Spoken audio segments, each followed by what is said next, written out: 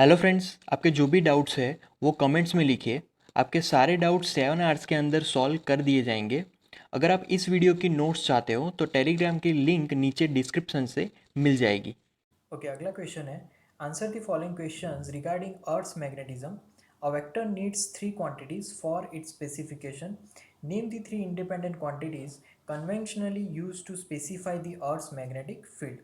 Okay, तो तीन quantities हमें यहाँ पर स्पेसिफाई करनी है, राइट, जो कि अर्थ के मैग्नेटिक फील्ड में यूज होती है। ओके, तो फर्स्ट क्वांटिटी है वो है मैग्नेटिक डेक्लिनेशन, राइट। अब सेकंड क्वांटिटी है वो है dip angle, right. And third quantity है, राइट, जो कि earth's horizontal magnetic field, right. तो मैग्नेटिक फील्ड को रिप्रेजेंट करने के लिए ये तीन क्वांटिटीज है। ओके, अब second question, the angle of deep at a location in southern India is about 18 degree. Would you expect a greater or smaller deep angle in Britain? Right? तो यहाँ पर जो भी प्लेस है वो नॉर्थ पोल या फिर साउथ पोल के विथ रिस्पेक्ट में कितने डिस्टेंस पर है उसका डिपेंड डीप एंगल पे है, राइट।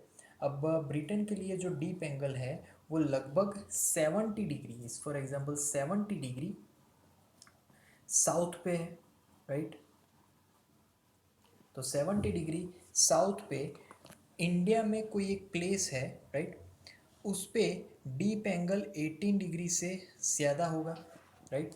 तो deep angle 18 degree means greater than 80 degree, 18 degree, right. Because Britain में जो मैग्नेटिक नॉर्थ पोल के नज़दीक है, राइट, बिकॉज ब्रिटेन में जो मैग्नेटिक नॉर्थ पोल है उसके नज़दीक है, इसीलिए वहाँ पर एक प्लेस है इंडिया में, राइट, उसमें डीप एंगल 18 डिग्री से ज़्यादा होगा, राइट। तो यहाँ पर हमें ये याद रखना है कि जो मैग्नेटिक इक्वेटोरियल मैग्नेटिक पोल्स हैं, राइट, उसके ऊपर जब हम जाते हैं तब जो डीप एंगल है वो इंक्रीज हो गए 0 to 90 डिग्री जितना हो जाता है। तो वहाँ पर 0 डिग्री टू 19 डिग्री 90 डिग्री तक वो डीप एंगल हो जाएगा, राइट। तो जब कभी भी हम लोग इक्वेटोरियल पॉइंट की तरफ जाते हैं तब डीप एंगल बढ़ के 0 to 90 डिग्री हो जाता है। फिर अगले क्वेश्चन में, if you made a map of magnetic field lines at Melbourne in Australia, would the lines seem to go into the ground और come out of the ground, right. तो यहाँ पर क्वेश्चन है कि अगर आप एक मेलबॉर्न में ऑस्ट्रेलिया में मैग्नेटिक फील्ड की लाइंस बना रहे हो, राइट, तो क्या आप वहाँ पर जो लाइंस बनाओगे वो ग्राउंड के अंदर जाएगी या फिर ग्राउंड से बाहर निकलेगी। तो यहाँ पर ये एज्यूम किया जाता है कि जो अर्थ है, राइट, उसके मैग्नेटिक एक्सिस पे हम एज्यूम कर सकते हैं कि बहुत बड़ा बार मैग्नेट है, राइट।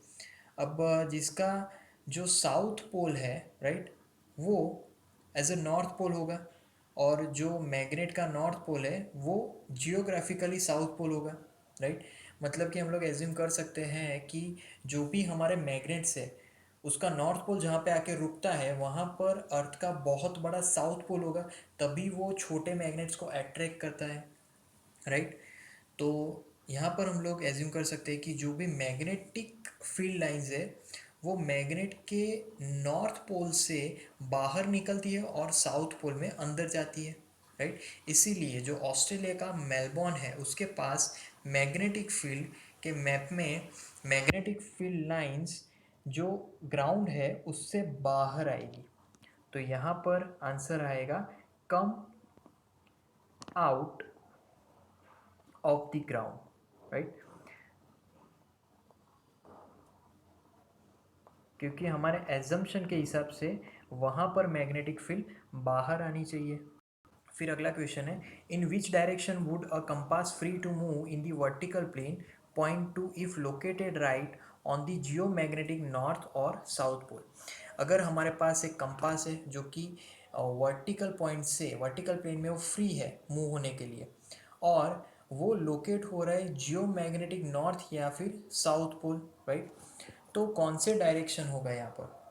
तो यहाँ पर बेसिकली अगर मैग्नेटिक नीडल को हम लोग हॉरिजॉन्टल प्लेन में फ्री करते हैं, तो जब मैग्नेटिक पोल्स के पास, राइट, अर्थ का जो मैग्नेटिक फील्ड है उसका हॉरिजॉन्टल कंपोनेंट ज़ीरो होगा। मैग्नेटिक पोल्स पे अर्थ के मैग्नेटिक फील्ड का हॉरिजॉन्टल कंपोनेंट, मतलब कि मैं यहाँ पर लिख सकता हूँ अर्थ का हॉरिजॉन्टल कंपोनेंट मतलब कि B H is equal to zero, right. तो वहाँ पर सिर्फ हमें वर्टिकल कंपोनेंट मतलब कि बी वी नॉन ज़ीरो मिलेगा, राइट।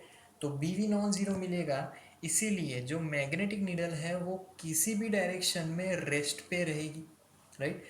अगर हम लोग उसको अपवर्ड अपवर्ड प्लेन में फ्रीली मूव करवाते हैं, तो जो मैग्नेटिक नीडल है वो वर्टिकल अपवर्ड ही रहेगी, राइट। अगर हम लोग जियोग्राफिक नॉर्थ पोल के पास जो मैग्नेटिक नीडल का नॉर्थ पोल है उसको डाउनवर्ड डायरेक्शन में, और जो जियो मैग्नेटिक साउथ पोल है उसके पास मैग्नेटिक नीडल नॉर्थ पोल ऊपर की डायरेक्शन में रेस्ट पे रहेगी, राइट। उसके बाद अगला क्वेश्चन है the earth's field it is claimed रफली approximates the field due to a dipole of magnetic moment 8 into 10 raised to 22 joule Tesla inverse located at its center. Check the order of magnitude of this number in some way, right। तो यहाँ पर question में क्या समझाया है, तो यहाँ पर समझाया है कि हम लोग ऐसा एज्यूम करते हैं कि जो अर्थ का मैग्नेटिक फील्ड है उसके सेंटर पर एक बहुत बड़ा मैग्नेटिक मोमेंट है जिसकी वैल्यू है 8 into 10 raised to 22, राइट, उसके जितना है। तो यहाँ पर क्या ये एज्यूम सही है, ये हमें फाइंड आउट करना है। तो जैसे कि हमारी पास वैल्यू है m is equal to 8 into 10 raised to 22, and unit कौन सा होगा, तो वो होगा जूल पर टेस्ला, राइट। ये मैग्नेटिक मोमेंट है। अब जो अर्थ का रेडियस है आर ई, वो कितना है, R E is equal to, it is fixed और वो है 6.4 इंटू 10 raised to 6, राइट। एंड यहाँ पर आंसर होगा मीटर में। तो ये अर्थ का रेडियस होगा। अब मैग्नेटिक फील्ड की जो इंटेंसिटी है वो अगर फाइंड करें, मतलब कि B is equal to, formula होगी mu zero M upon, right, 4 into pi into R E cube, right. तो ये पूरी मैग्नेटिक फील्ड की फॉर्मूला है। अब इसमें अगर वैल्यूज़ रखें तो is equal to 4 pi into 10 raised to -7, right, क्योंकि म्यू ज़ीरो की वैल्यू है। फिर उसमें एम रखेंगे। अब यहाँ पर जो एम है वो हमें गिवन है, that is 8 into 10 raised to 22, right, 8 into 10 raised to 22 upon 4 pi, 4 into pi, right, into R ई। अब आर ई की value 6.4, right, into 10 raised to 6। अब यहाँ पर जो आर ई है वो है क्यूब, तो रेस टू यहाँ पर 3 आ जाएगा, राइट। अब इसका यहाँ पर कैलकुलेशन करेंगे तो b इज इक्वल टू हमें आंसर मिलेगा 0.3 गॉस, राइट। तो 0.3 Gauss that is magnetic field, right. अब यहाँ पर ये जो वैल्यू है वो अर्थ से मिलने वाला मैग्नेटिक फील्ड के वैल्यू जितना ही है, राइट। तो यहाँ पर जो इक्वेशन हमने यूज़ की है वो अर्थ के मैग्नेटिक फील्ड जितना ही है, राइट। इसके ऊपर से हम लोग बोल सकते हैं कि जो अर्थ का मैग्नेटिक फील्ड है उसके सेंटर पर जो भी ऑब्जेक्ट रखेंगे उससे मिलने वाला मैग्नेटिक मोमेंट की वैल्यू भी 8 into 10 raised to 22 ही होगी, राइट। तो ये उसका आंसर होगा। अगले क्वेश्चन में geologist claim that besides the main magnetic north south poles there are several local poles on the earth's surface oriented in different directions. How is such a thing possible at all? तो यहाँ पर जो geologist है, right, उनके जो main magnetic north south poles है उसके सिवाय जो अर्थ की सरफेस है उसके ऊपर अलग अलग डायरेक्शन में जो भी पोल्स है, लोकल पोल्स है, राइट, वो भी यहाँ पर एग्जिस्ट करते हैं, राइट। ये कैसे पॉसिबल है ये समझाना है। तो यहाँ पर जो अर्थ की सरफेस है उस पर अलग अलग डायरेक्शन में अलग अलग लोकल पोल्स एग्जिस्ट करते हैं, राइट। ये पॉसिबल है बिकॉज अर्थ का जो मैग्नेटिक फील्ड है वो सिर्फ मैग्नेटिक डायपोल के ही कारण फील्ड नहीं है, राइट। तो यहाँ पर तो अर्थ का मैग्नेटिक फील्ड तो कंटिन्यूस वे में ही मैग्नेटिक डायपोल का ही फील्ड है, राइट। तो यहाँ पर जो भी लोकल नॉर्थ साउथ पोल्स है, राइट, वो ऐसा हो सकता है कि जो मैग्नेटिक मटेरियल्स है जो कि अर्थ की सरफेस के अंदर है उसके कारण भी ये पॉसिबल हो सकता है। फिर अगले क्वेश्चन में the earth's magnetic field varies from point to point in space, does it also change with time, if so on what time scale does it change appreciably, right. तो यहाँ पर अर्थ का जो मैग्नेटिक फील्ड है वो point to point space में very कर रहा है, राइट। तो क्या वो टाइम के साथ चेंज होगा, और अगर होगा तो कौन से टाइम स्केल पे वो चेंज हो सकता है, राइट। ये हमें फाइंड करना है। तो यहाँ पर आंसर होगा यस, यहाँ पर ये हो सकता है, राइट। क्योंकि जो अर्थ का जो मैग्नेटिक फील्ड है वो स्पेस में अलग अलग पॉइंट्स पे टाइम के साथ चेंज होगा, राइट। तो इस टाइम इंटरवल में कुछ सैकड़ों साल हो सकते हैं, राइट। फिर भी यहाँ पर जो कम समय वाले जो इंटरवल्स है उसमें भी यहाँ पर डिफरेंसेस कंप्लीटली नेग्लिजिबल होंगे ऐसा हम लोग नहीं बोल सकते, राइट। फिर second question, the earth's core is known to contain iron, yet geologists do not regard this as source of Earth's magnetism. Why? तो अर्थ के कोर में यहाँ पर आयन्स है, राइट। बट जियोलॉजिस्ट ये मानने को तैयार नहीं कि फिर भी अर्थ का मैग्नेटिज्म का जो कारण है वो वही है। क्यों? तो यहाँ पर जो अर्थ के कोर में जो आयन्स है वो मेल्टेड पोजीशन में है, राइट। और जो मेल्टेड पोजीशन में आयन्स होते हैं वो कभी भी डोमेन का कंस्ट्रक्शन नहीं कर सकते। इसीलिए जो आयन का ये जो फॉर्म है वो फेरोमैग्नेटिक मटेरियल नहीं हो सकता। इसीलिए जियोलॉजिस्ट ये नहीं मान सकते कि जो आयन है वही मैग्नेटिक फील्ड का सोर्स होंगे, राइट। उसके बाद नेक्स्ट क्वेश्चन में the charge currents in the outer conducting regions of the earth's core are thought to be responsible for earth's magnetism, what might be the battery is for example source of energy to sustain these currents। तो पहले question समझ लेते हैं कि अर्थ के जो core है उसकी बाहर कंडक्टर्स के प्लेस में, राइट, करंट्स अर्थ के मैग्नेटिक फील्ड के लिए रिस्पॉन्सिबल माने जाते हैं, राइट। तो यहाँ पर ये जो करंट्स है उनको कौन सी बाहर की एनर्जी प्रोवाइड रहती है कि जिससे ये करंट फ्लो होते हैं, राइट। तो हम लोग जानते हैं कि अर्थ के अंदर रेडियो एक्टिविटी है, राइट। तो ये जो करंट्स है उनको मेंटेन रखने के लिए जो बाहरी एनर्जी की ज़रूरत है वो रेडियो एक्टिविटी से ही पॉसिबल है, राइट। बट ये एक पॉसिबिलिटी है, यहाँ पर कंप्लीटली इसकी रिसर्च नहीं मिली है। उसके बाद नेक्स्ट क्वेश्चन है the earth may have even reverse the direction of its field several times during its history of 4 to 5 billion years. How can geologists know about the Earth's field in such distant past? तो यहाँ पर जो अर्थ है, right, तो यहाँ पर अर्थ का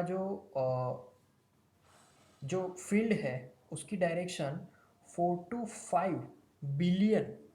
5 billion सालों में, राइट, बहुत बार चेंज हुआ होगा, राइट, क्योंकि अर्थ जो है रोटेशन चेंज होती है। तो यहाँ पर जो जियोलॉजिस्ट है वो अर्थ के कारण जो फील्ड है, राइट, उससे हिस्ट्री को जान पाते हैं कि नहीं ये हमें यहाँ पर समझना है। तो जो ठंडी होने की प्रोसेस है, क्योंकि रेड जायंट में से हम लोग आए होंगे तो ठंडी होने की प्रोसेस है, अगर तब की बात करें तो अर्थ का जो मैग्नेटिक फील्ड है वो बहुत ही वीक होगा और वो वीक मैग्नेटिक फील्ड जो भी छोटे छोटे खड़क होंगे उसमें स्टोर हुए होंगे। अब यहाँ पर जो छोटे छोटे माउंटेन्स होंगे उसमें मैग्नेटिज्म, राइट, तो यहाँ पर उस मैग्नेटिज्म का अगर रिसर्च करेंगे तो उससे हमें जो भी जियो मैग्नेटिक मटीरियल है उसके बारे में हिस्ट्री हम लोग जान सकते हैं, राइट। उसके बाद नेक्स्ट क्वेश्चन में the earth's field departs from its dipole shape substantially at large distances greater than about 30,000 kilometer. What agencies may be responsible for this distortion? Question समझ लेते हैं। जो अर्थ का मैग्नेटिक फील्ड है वो बहुत ही लार्ज डिस्टेंस जैसे कि 30,000 किलोमीटर उससे भी ज़्यादा, तो उसके डायपोल के शेप से बहुत ही अलग है, राइट। तो कौन सा रीज़न है इस चेंजेस पे, क्योंकि यहाँ पर जो डायपोल है वो कम्प्लीटली डिफरेंट शेप के मिल रहे हैं, राइट। तो यहाँ पर जो अर्थ है उसके बहुत ही बड़े डिस्टेंस पे आयनोस्फीयर है। अब आयनोस्फीयर में जो मैग्नेटिक फील्ड है, राइट, वो किस कारणों से मिलती है, तो वहाँ पर आयंस मोशन में है उसके कारण हमें फील्ड मिलता है, राइट। अब आयनोस्फीयर में जो भी स्टॉर्म्स आते हैं जैसे कि सोलर विंड, राइट, उसके प्रति हमारे जो फील्ड है वो सेंसिटिविटी है, मतलब कि सेंसिबल होते हैं, तो उससे हमारे जो फील्ड है वो चेंज होते रहते हैं। तो आयनोस्फीयर में स्टॉर्म्स आने के कारण जो फील्ड है वो चेंज होते रहते हैं।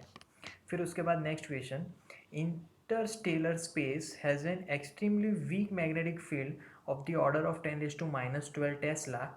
Can such a weak field be an significant consequence, explain. तो यहाँ पर जो स्टार्स हैं उनके बीच में जो स्पेस है, राइट, उसमें जो मैग्नेटिक फील्ड है वो लगभग 10⁻12 टेस्ला के रेंज का होता है, राइट, बहुत ही वीक है ये। अब ये वीक क्यों है उसका रीज़न यहाँ पर हमें समझाना है।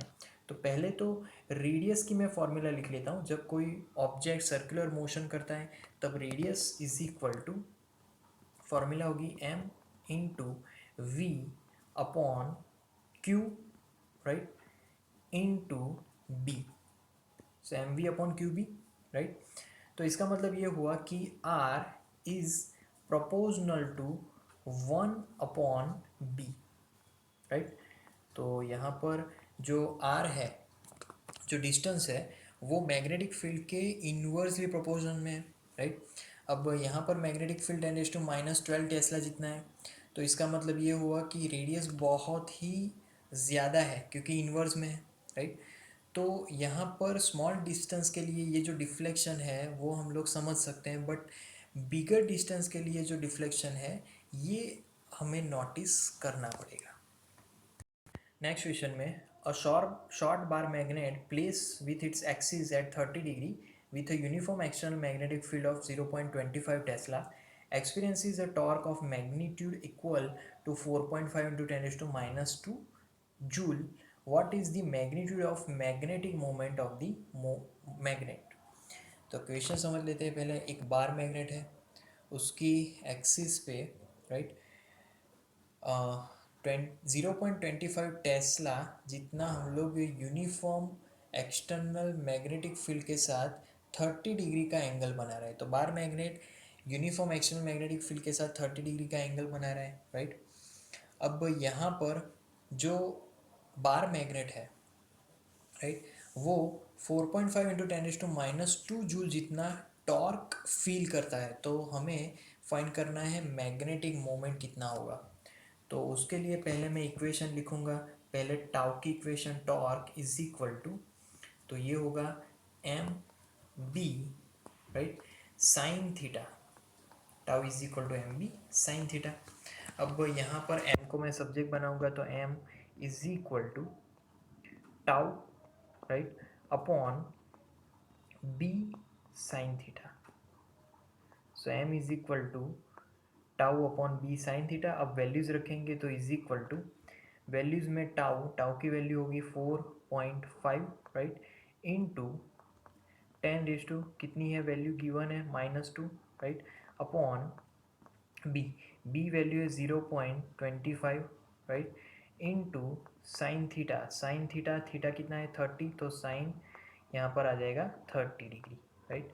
अब यहाँ पर इज इक्वल टू ये कैलकुलेशन वैल्यूज़ रखेंगे पहले, तो 4.5 इंटू 10⁻², राइट, अपॉन 0.25, एंड यहाँ पर जो साइन 30 है उसकी वैल्यू मिलेगी 1/2, राइट। तो इसको सिंप्लीफाई करेंगे तो इज इक्वल टू यहाँ पर हमें मिलेगा पहले 9, क्योंकि ये जो 2 है यहाँ से वो ऊपर जाएगा, तो 4.5 इंटू 2 तो 9, right, 9 into 10⁻², right, upon value होगी यहाँ पर 0.25, राइट। अब यहाँ पर ये कैलकुलेशन हमें मिलेगी 0.36 और यूनिट होगा जूल इनटू टेस्ला इनवर्स। तो ये होगा मैग्नेटिक मोमेंट का value, right. Okay, next question में a short bar magnet of magnetic moment is given is placed in uniform magnetic field of 0.15 Tesla. If the bar is free to rotate in the plane of the field, which orientation would correspond to its first stable and second unstable equilibrium? What is the potential energy of the magnet in each case? तो पहले तो bar magnet का magnetic moment दिया गया है, उसको हम लोग एक्सटर्नल मैग्नेटिक फील्ड जिसकी वैल्यू है 0.15 टेस्ला, राइट। अब वो जो बार मैग्नेट है वो फ्रीली प्लेन में मूव कर सकता है, रोटेट कर सकता है, तो उसकी कौन सी पोजीशन में, राइट, अगर वो रेस्ट पे, राइट, तो वहाँ पर वो एक स्टेबल कंडीशन में इक्विलिब्रियम होगा या फिर अनस्टेबल में इक्विलिब्रियम होगा, ये यहाँ पर हमें स्टेबल और अनस्टेबल दोनों में ही मैग्नेट की पोटेंशियल एनर्जी फाइंड करनी है, राइट। तो पहले हम लोग ए की बात करेंगे। ए मतलब कि स्टेबल, स्टेबल कब होगा, तो जब vector M, right, and vector B, उन दोनों के बीच का जो एंगल है थीटा इज इक्वल टू, दोनों ही सेम डायरेक्शन में होंगे, मतलब कि दोनों के बीच का एंगल 0 होगा, तब वो स्टेबल कंडीशन में होगा। तो वेक्टर एम और वेक्टर बी दोनों एक ही डायरेक्शन में होंगे तब स्टेबल होगा, तो तब हम लोग पोटेंशियल एनर्जी फाइंड करेंगे। तो U is equal to, formula है is equal to minus vector M dot vector B, right. तो vector M dot vector B यहाँ पर होगा, राइट। अब यहाँ पर इज इक्वल टू, इसका सिंप्लीफिकेशन करें तो इसके सिंप्लीफिकेशन में minus M into B cos theta आएगा, राइट। तो कॉस थीटा, अब थीटा की वैल्यू रखेंगे तो is equal to minus M into B, और कॉस की वैल्यू, यहाँ पर कॉस की वैल्यू 0, तो कॉस 0 की वैल्यू क्या होगी 1। अब वैल्यूज़ रखेंगे सारी, तो इज इक्वल टू पहले माइनस एम की वैल्यू कितनी है 0.32, राइट। तो यहाँ पर 0.32 इंटू मैग्नेटिक फील्ड, तो वो होगा 0.15, राइट, एंड कॉस 0 की वैल्यू तो 1 ही होगी। यहाँ पर इज इक्वल टू आंसर हमें मिलेगा वो होगा माइनस 0.048 और यूनिट होगा जूल, राइट, क्योंकि ये पोटेंशियल एनर्जी फाइंड की है और ये स्टेबल कंडीशन को रिप्रेजेंट कर रही है, क्योंकि स्टेबल कंडीशन मतलब कि दोनों ही एक डायरेक्शन में। अब हम लोग बात करेंगे बी अनस्टेबल की। अनस्टेबल मतलब कि vector M and vector B के बीच जो एंगल होगा वो होगा theta is equal to 180 degree. अब theta is equal to 180 degree के लिए फाइंड करेंगे तो पहले मैं इक्वेशन लिखूंगा, पोटेंशियल एनर्जी का equation, right. U is equal to again minus M, right, vector M dot vector B, right. अब इसको सिंप्लीफाई करेंगे तो इक्वेशन होगा U is equal to, right, dot product है इसीलिए माइनस, पहले तो माइनस लिखेंगे, तो U is equal to minus M B cos theta, right. अब थीटा की वैल्यू अंदर रखेंगे तो u is equal to minus M into B, और फिर यहाँ पर आएगा कॉस 180, राइट, कॉस 180 डिग्री। अब u is equal to minus, पहले आएगा m कितना है तो वो है 0.32, फिर आता है b की वैल्यू मतलब कि मैग्नेटिक फील्ड वो होगा 0.15, राइट। एंड cos 180 मतलब कि यहाँ पर इनटू -1, राइट, तो ये होगा cos 180। अब यहाँ पर मल्टीप्लिकेशन करेंगे तो मल्टीप्लिकेशन में माइनस माइनस बिकम पॉजिटिव, तो यहाँ पर प्लस और फिर वैल्यू होगी 0.048। तो यहाँ पर पहले जो वैल्यू मिली वही वैल्यू मिलेगी बट पॉजिटिव में मिलेगी, और इसका यूनिट होगा जूल। अब ये जो हमें वैल्यू मिली वो अनस्टेबल होगा, राइट, इसको बोलेंगे अनस्टेबल। अब यहाँ पर हम लोग देख सकते हैं कि जो पोटेंशियल एनर्जी मिला वो मैक्सिमम मिला, मतलब कि हम लोग यहाँ पर यू एम लिख सकते हैं, यू मैक्सिमम, राइट, तो यू मैक्स, राइट। और पहले जो हमें यू मिला वो यू मिनिमम मिला, तो यहाँ पर हम लोग लिख सकते हैं यू मीन, मतलब कि minimum, right, you mean value. तो इस तरीके से हमने स्टेबल और अनस्टेबल दोनों में ही पोटेंशियल एनर्जी फाइंड कर ली। अगले क्वेश्चन में, a closely wound solenoid of 800 turns and area of cross section 2.5 into 10⁻⁴ metre square carries a current of 3 ampere. Explain the sense in which the solenoid acts like a bar magnet. What is its associated magnetic moment? Right? तो यहाँ पर बहुत ही नज़दीक 800 turns वाला solenoid दिया गया है जिसके टर्न्स बहुत ही नज़दीक है, और यहाँ पर जो क्रॉस सेक्शन एरिया है वो है 2.5 into 10⁻⁴ मीटर स्क्वायर। अब ये सोलेनॉइड में से जो करंट फ्लो हो रहा है वो है 3 एम्पियर जितना, राइट। अब सोलेनॉइड किस तरीके से बार मैग्नेट की तरह एक्ट करता है, उसके अंदर जो मैग्नेटिक मोमेंट एसोसिएटेड है वो हमें फाइंड करनी है, राइट।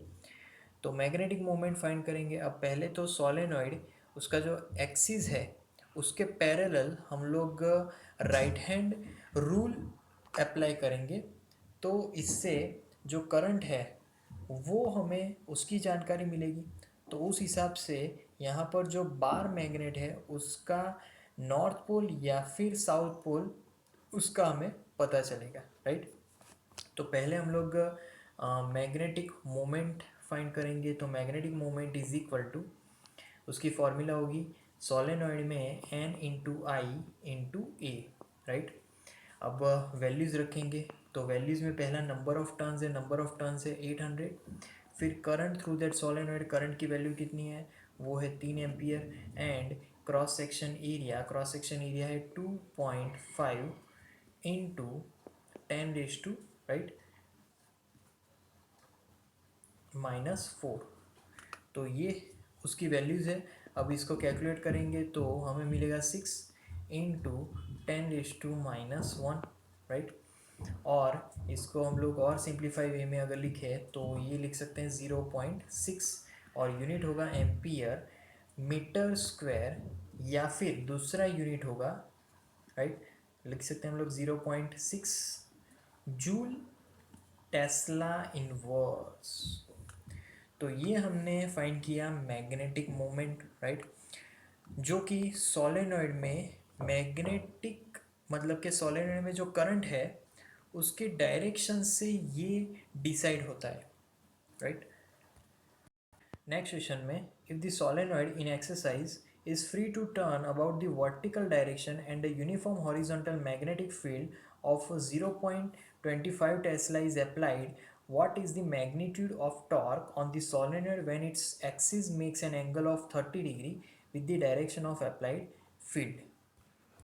तो जैसे अगले एग्जांपल में, राइट, यहाँ पर हमने सोलेनॉइड को रखा है और वो सोलेनॉइड एक्सटर्नल मैग्नेटिक फील्ड के साथ 30 डिग्री का एंगल बना रहा है, राइट। अब यहाँ पर हमारे पास मैग्नेटिक मोमेंट है, मैग्नेटिक फील्ड भी है और एंगल भी है। तो उसके ऊपर से हमें यहाँ पर जो टॉर्क है वो फाइंड करना है, राइट।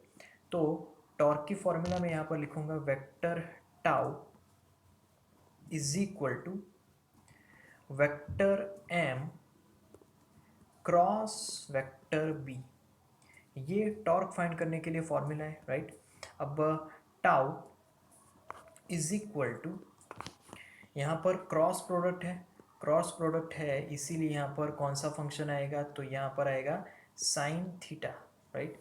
अब इज इक्वल टू, पहले m की वैल्यू है 0.6, right, into b magnetic field given है 0.25, राइट। तो 0.25 इनटू साइन की वैल्यू यहाँ पर, तो थीटा की वैल्यू दी गई है और वो है 30, तो साइन 30। अब इज इक्वल टू, ये मल्टीप्लिकेशन हमें मिलेगा पहले तो 0.15 इनटू साइन 30, राइट। तो इनटू साइन 30 इज 1/2, राइट। तो इज इक्वल टू 0.075, ये हमारा आंसर होगा और इसका यूनिट होगा newton into metre, right. And left hand side होगा टाउ। तो ये हमारे टाउ की वैल्यू होगी जब हम सोलेनॉइड को 30 डिग्री एंगल पे एक्सटर्नल फील्ड में रखेंगे, तब उस पर जो भी टॉर्क लगेगा ये उसकी वैल्यू होगी।